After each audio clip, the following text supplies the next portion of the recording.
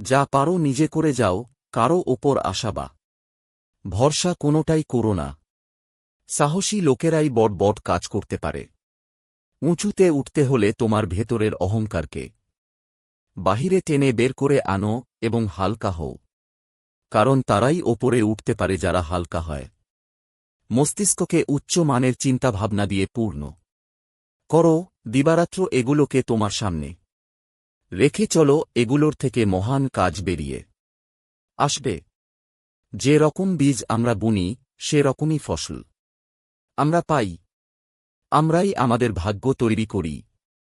তার জন্য কাউকে দোষারোপ করার কিছু নেই, কাউকে প্রশংসা করারও কিছু নেই। আমাদের জাতের কোনো ভরসা নেই, কোনো একটা স্বাধীন চিন্তা কাহারও মাথায় আসে না। সেই ছেঁড়া কাঁথা নিয়ে টানাটানি।